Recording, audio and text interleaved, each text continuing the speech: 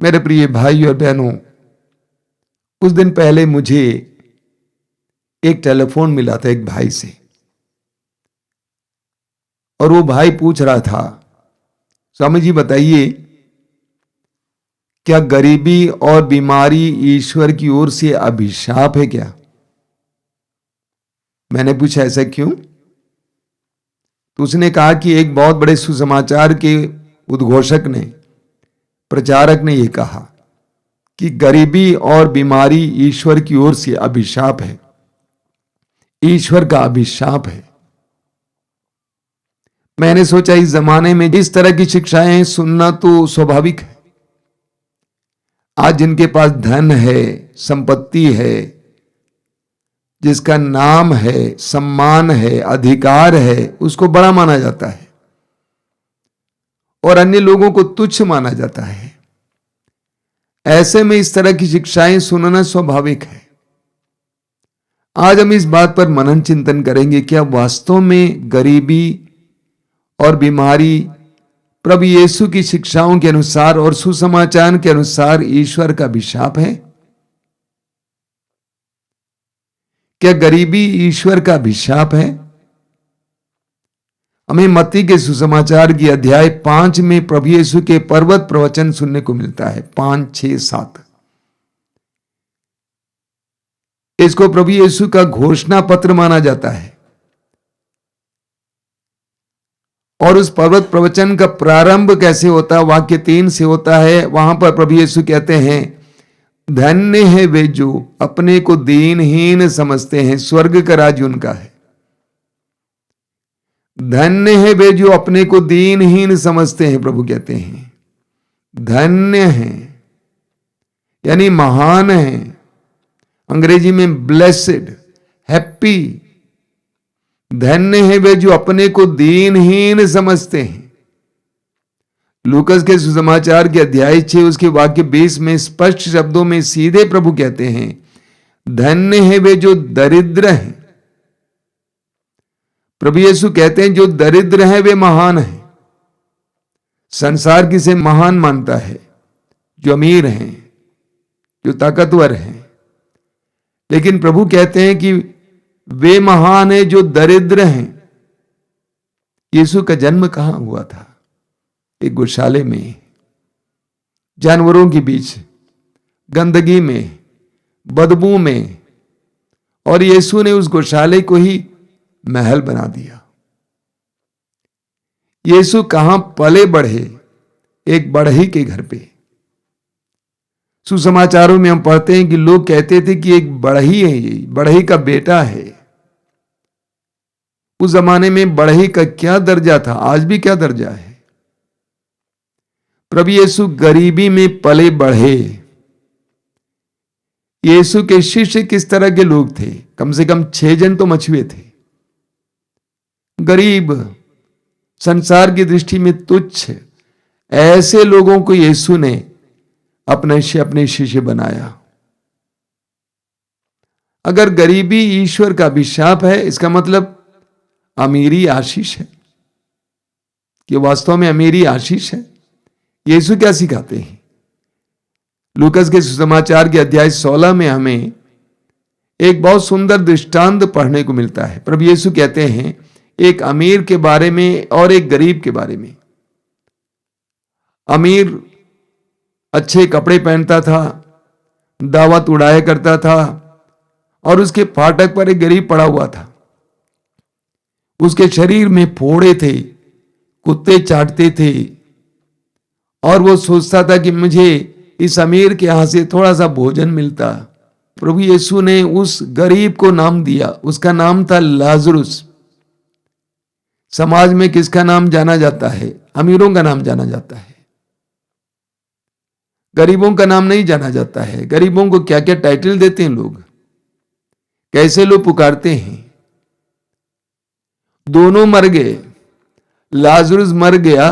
वचन में लिखा हुआ है कि स्वर्गदूत उठाकर उसे इब्राहिम के गोद में रख दिया। और धनी मर गया और गाड़ा गया और अधोलोक में गया। देखिए, यह प्रभु का दृष्टांत है। वो अधोलोक में गया और उसने इब्राहिम से कहा कि इब्राहिम लाजरुस से कहिए कि वो आकर मेरे होंठों को ठंडा कर दे। तो इब्राहिम क्या कहता है, वचन में क्या लिखा हुआ है, लूकस अध्याय 16 उसके वाक्य 25 में लिखा हुआ है, इब्राहिम ने उससे कहा, बेटा याद रखो कि तुम्हें जीवन में सुख ही सुख मिला था और लाजरुस को दुख ही दुख। अब उसे यहां सांत्वना मिल रही है और तुम्हें यंत्रणा मिल रही है। हमें लूकस के सुसमाचार के अध्याय 18 में पढ़ने को मिलता है, उसके वाक्य 24 और 25 में प्रभु यीशु ने कहा, धनियों के लिए ईश्वर के राज में प्रवेश करना कितना कठिन है। ये मैं नहीं कह रहा हूं, प्रभु यीशु कह रहे हैं, धनियों के लिए ईश्वर के राज में प्रवेश करना कितना कठिन है। सुई के नाके से होकर ऊंट का निकलना अधिक सहज है, किंतु धनी का ईश्वर के राज में प्रवेश करना कठिन है। ये धनी कौन होता है? जो अपनी शक्ति पर भरोसा रखता है, जो सांसारिक रूप से संपन्न होता है। मार्कुस के सुसमाचार में एक बहुत सुंदर दृश्य हमें देखने को मिलता है। वचन में लिखा हुआ है, ईसा खजाने के सामने बैठकर लोगों को उसमें सिक्के डालते हुए देख रहे थे। बहुत से धनी बहुत दे रहे थे। एक कंगाल विधवा आई और उसने 2 अधेले अर्थात 1 पैसा डाल दिया। इस पर ईसा ने अपने शिष्यों को बुलाकर कहा, मैं तुमसे कहता हूं, खजाने में पैसा डालने वालों में से इस विधवा ने सबसे अधिक डाला है। प्रभु की नजर उस विधवा पर पड़ती है। प्रभु ने उस विधवा को देखा। लूकस के सुसमाचार के अध्याय 12 में प्रभु एक बहुत सुंदर दृष्टांत सुनाते हैं। वो दृष्टांत है उस मूर्ख धनी का दृष्टांत। अध्याय 12 वाक्य 16 से 21 तक। एक धनी इंसान था जिसके खेत में बहुत अनाज हुए, अच्छी फसल हुई। उसने सोचा मैं क्या करूंगा।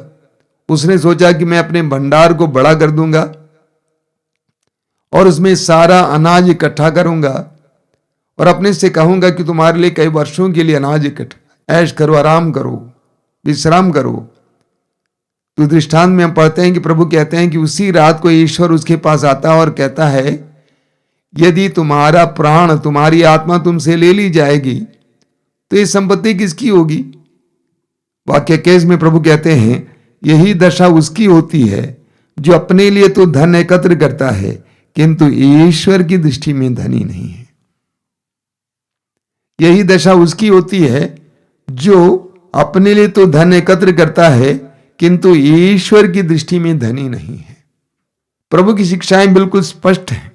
मत्ती के सुसमाचार के अध्याय 6 उसके वाक्य 19 और 20 में प्रभु कहते हैं, पृथ्वी पर अपने लिए पूंजी जमा नहीं करो, जहां मोर्चा लगता है, कीड़े खाते हैं और चोर सेंध लगाकर चुराते हैं। स्वर्ग में अपने लिए पूंजी जमा करो, जहां ना तो मोर्चा लगता, न कीड़े खाते हैं और न चोर सेंध लगाकर चुराते हैं। प्रभु की शिक्षाएं बिल्कुल सीधी हैं। याकूब अपने पत्र में कहते हैं, याकूब का पत्र अध्याय 4 वाक्य 4 में कहते हैं, कपटी और बेईमान लोगों, क्या आप ये नहीं जानते कि संसार से मित्रता रखने का अर्थ है ईश्वर से बैर करना। संसार से मित्रता रखने का अर्थ है ईश्वर से बैर करना। जो संसार का मित्र होना चाहता है वो ईश्वर का शत्रु बन जाता है। एक सच्चाई है। हमारे अंदर जितना संसार प्रविष्ट कर जाता है उतना ईश्वर का महत्व हमारे जीवन में कम होता जाता है। संसार को प्राथमिकता मिल जाती है। हम संसार को ज्यादा प्यार करने लगते हैं, हम सांसारिक होने लगते हैं और धीरे धीरे हमारी आध्यात्मिकता मिट जाती है। हम नहीं, कम से कम हमारी आने वाली पीढ़ी में से आध्यात्मिकता पूरी तरह से मिट जाएगी अगर हम सांसारिक हो जाएंगे तो। देखिए याकूब उसी पत्र के अध्याय 2 वाक्य 5 में कहते हैं, प्यारे भाइयों सुन लें, क्या ईश्वर ने उन लोगों को नहीं चुना है जो संसार की दृष्टि में दरिद्र हैं, जिससे वे विश्वास के धनी हो जाएं और उस राज्य के उत्तराधिकारी बने जिसे उसने अपने भक्तों को प्रदान करने की प्रतिज्ञा की है। एक बहुत शक्तिशाली वचन है। और एक बार सुनिएगा, याकूब कहते हैं, प्यारे भाइयों सुन लें, प्यारे भाइयों सुन लें, क्या ईश्वर ने उन लोगों को नहीं चुना है जो संसार की दृष्टि में दरिद्र हैं, जिससे वे विश्वास के धनी हो जाएं और उस राज्य के अधिकारी बने जिसे उसने अपने भक्तों को प्रदान करने की प्रतिज्ञा की है।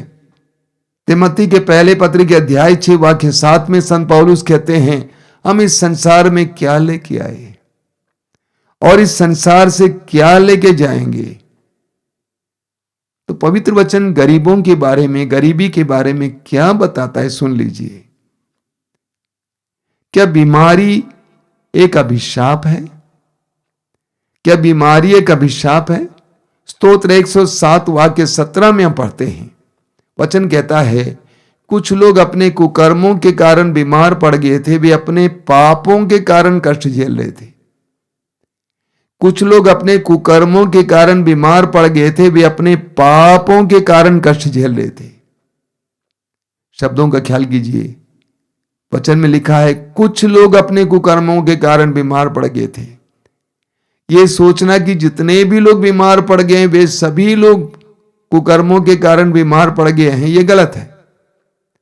कुछ लोग अपने कुकर्मों के कारण बीमार पड़ गए थे।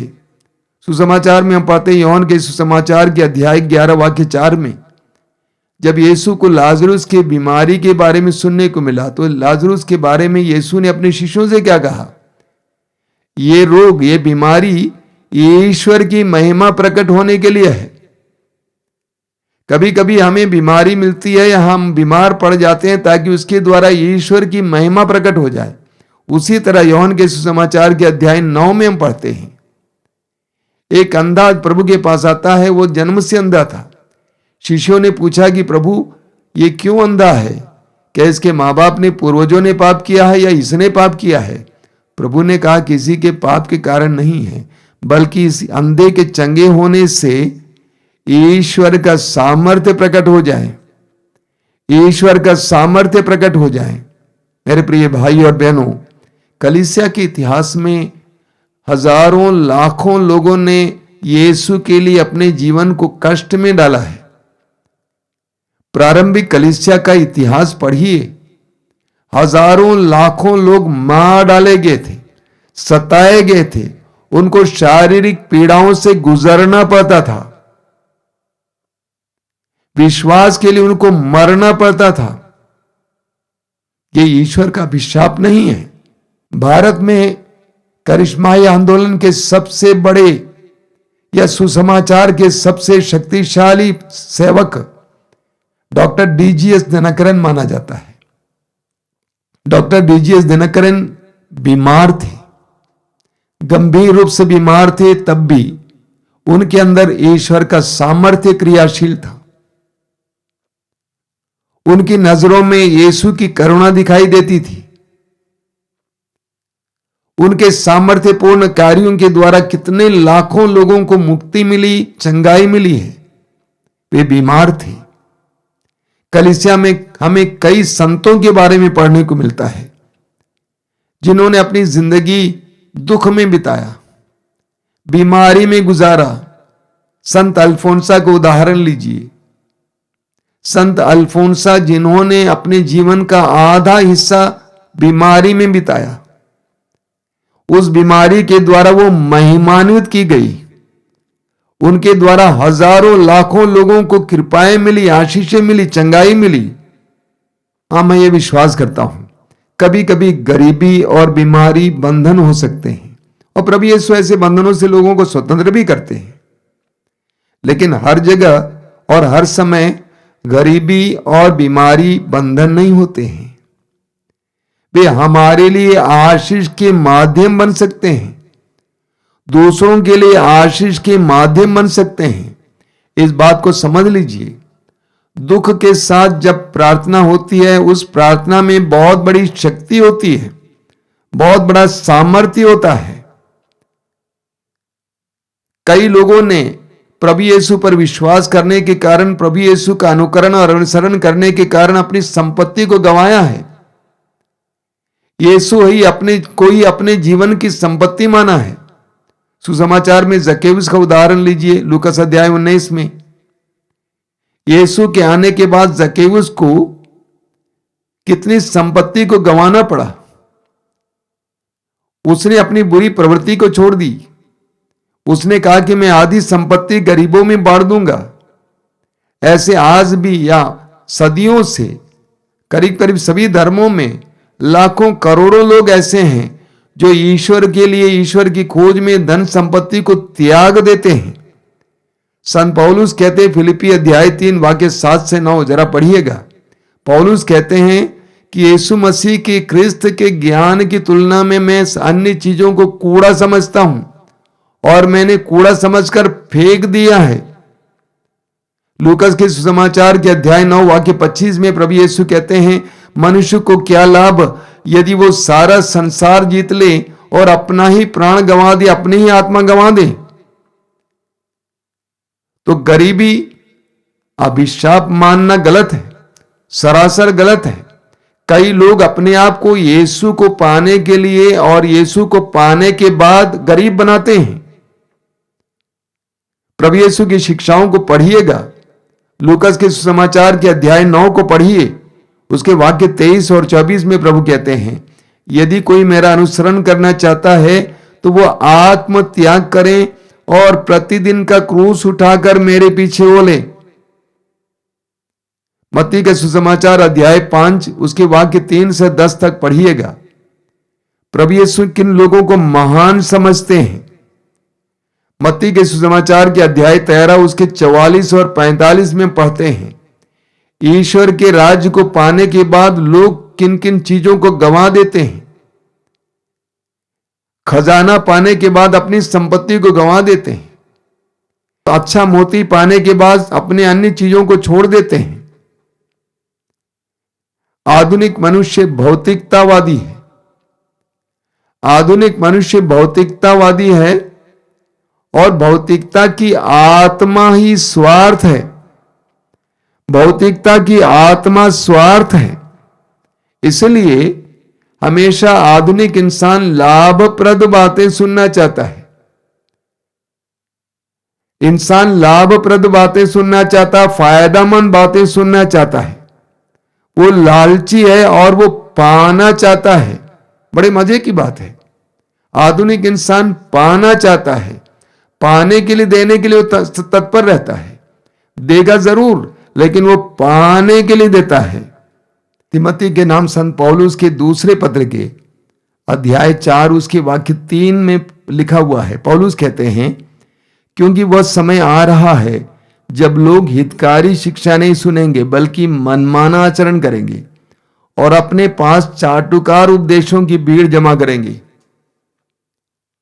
पौलुस कहते हैं कि वो समय आ रहा है जब लोग प्रभु के सच्चे वचन और सच्ची शिक्षा, पूर्ण शिक्षा को ग्रहण नहीं करेंगे, मनमाना आचरण करेंगे और अपने पास ऐसे उपदेशों को इकट्ठा करेंगे जो लाभदायक बातें बताएंगे।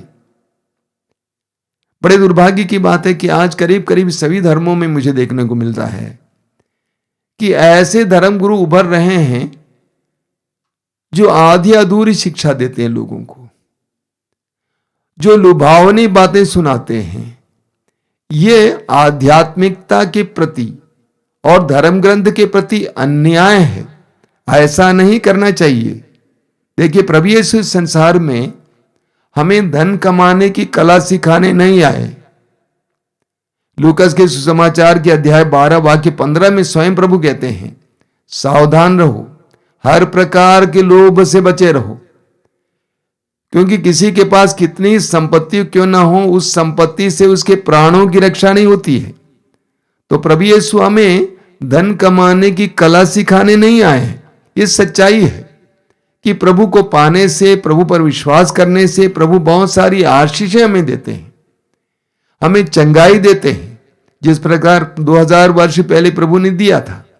ये सच्चाई है, लेकिन इसका उद्देश्य सांसारिक वैभव से हमें भरना नहीं है, हमें शारीरिक स्वास्थ्य मात्र देना नहीं है। इसका उद्देश्य अनंत जीवन है। यीशु इस संसार में आए अपने वचनों और कार्यों के द्वारा, अपने दुर्भोग, मृत्यु और पुनरुत्थान के द्वारा हमें अनंत जीवन के लिए योग्य बनाया है। यूहन्ना के सुसमाचार के अध्याय 3 वाक्य 16 में हम पढ़ते हैं, ईश्वर ने संसार से इतना प्यार किया कि उसने उसके लिए अपने एकलौते पुत्र को अर्पित किया, जिससे जो भी उसमें विश्वास करे उसका सर्वनाश न हो, बल्कि उसे अनंत जीवन मिले। यीशु के संसार में आने, यीशु के कार्यों का मकसद ये था, उद्देश्य ये था अनंत जीवन। आज भी यीशु की शिक्षाओं का उद्देश्य यह होना चाहिए, अनंत जीवन। हमें पढ़ने को मिलता है तिमोथी के नाम संत पौलुस के पत्र के अध्याय 3 उसके वाक्य 16-17 में पौलुस कहते हैं, पूरा धर्म ग्रंथ ईश्वर की प्रेरणा से लिखा गया है। पूरा धर्म ग्रंथ ईश्वर की प्रेरणा से लिखा गया है, वो शिक्षा देने के लिए, भ्रांत धारणाओं का खंडन करने के लिए, जीवन के सुधार के लिए और सदाचरण का प्रशिक्षण देने के लिए उपयोगी है, जिससे ईश्वर भक्त सुयोग्य और हर प्रकार के सत्कार्य के लिए उपयुक्त बन जाए। पूरा धर्म ग्रंथ ईश्वर की देन है, हमारे लिए पवित्र आत्मा का प्रकाश है। हम उसमें से कुछ शब्द ना उठाएं, बल्कि पूरे धर्म ग्रंथ को अपनाएं। संपूर्ण शिक्षा को सुनिए और पढ़िए, आधी अधूरी शिक्षा को मत सुनिए और पढ़िए। संपूर्ण शिक्षा को सुनिए। वचन आपके पास है, पवित्र धर्म ग्रंथ आपके पास है, उसको पढ़ना शुरू कीजिए। संपूर्ण शिक्षा को सुनिए, यीशु को संपूर्ण रूप से अपनाइए। आइए हम प्रार्थना करें। प्रभु यीशु, धन्यवाद देते हैं इस समय के लिए, तेरे पवित्र वचनों के लिए, जिसके द्वारा तू हमारी भ्रांत धारणाओं को दूर कर रहा है, हमारी गलत धारणाओं को दूर कर रहा है। तो इस संसार में आया ताकि हमें अनंत जीवन मिले, हमें अनंत जीवन के योग्य बनाए। संसार की दृष्टि में जो बंधन है, बुराई के जो बंधन है, उन बंधनों से हमें आजाद करके आनंद, उमंग के साथ हम अनंत जीवन में प्रवेश करने के लिए अपने आप को तैयार करें। धन्यवाद देते हैं प्रभु इस समय उन सारे कार्यों के लिए जो तूने हमारे जीवन में किया है। तूने हमें आर्थिक रूप से ऊपर उठाया है, तूने हमें आध्यात्मिक रूप से ऊपर उठाया है। धन्यवाद देते हैं, प्रार्थना करते हैं कि हमें अनंत जीवन की चाह में जीने के लिए कृपा देना। ये प्रभु यीशु में विश्वास करता हूं इस समय इन वचनों को सुनने वाले मेरे भाई बहनों को तू आशीर्वाद दे रहा है। आशीष देना यीशु, आशीष देना। तेरी शिक्षाओं का मर्म जानने के लिए कृपा देना, तेरी शिक्षाओं का उद्देश्य जानने के लिए कृपा देना। प्रभु यीशु, इन वचनों को सुनने वाले एक भाई बहन को आशीर्वाद देना यीशु। विभिन्न प्रकार के भ्रम से उन्हें बाहर लाना, तेरे वचन की शक्ति और सामर्थ्य के द्वारा उन्हें विभिन्न प्रकार के रोगों से मुक्त करना। मैं विश्वास करता हूं कि तू ये कर रहा है। तेरी स्तुति हो, तेरी आराधना हो, तेरी महिमा हो।